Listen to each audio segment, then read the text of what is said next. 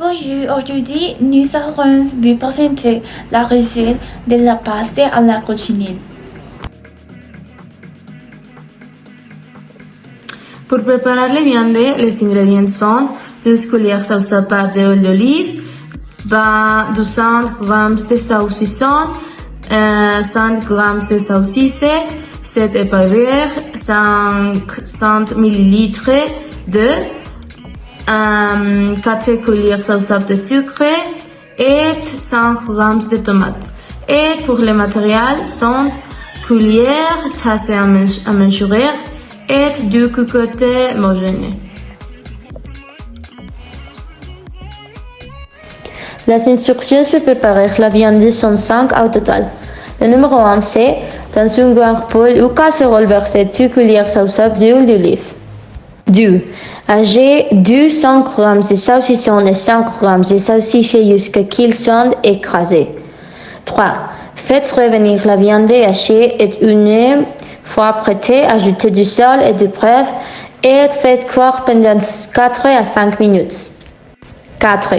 Remplissez une autre casserole avec 500 ml d'eau et ajoutez 4 cuillères à soupe de sucre et versez 100 g de tomates et faites cuire à feu doux pendant 25 minutes.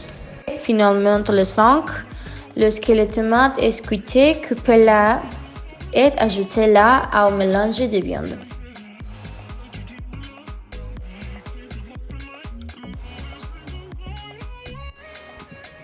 Ingredient: 1 taza de babouche, 1 dueno, 1 cuillère à café d'olive, 1 cuillère à café de sucre, 1 cuillère à café de sel, 1 cuillère à café de cannelle en poudre.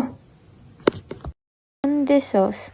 Faire tremper les troncs dans une demi-tasse d'eau pendant 3 heures avant.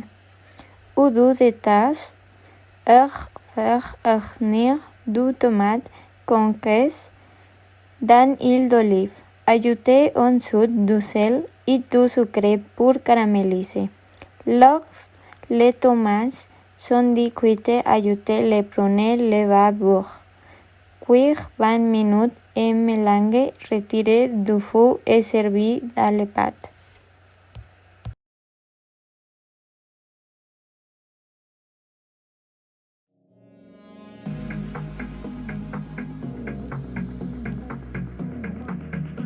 Pour préparer la pâte, vous aurez besoin de 45 g de pasta, 2 litres de lait, 1 cuillère à café d'huile d'olive, et marquera 16, 1 cuillère, 1 tasse et mesure et 1 carotte de mayonnaise.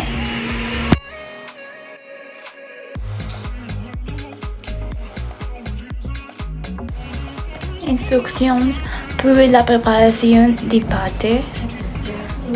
1. Portez le lait à l'ébullition avec le sel. 2.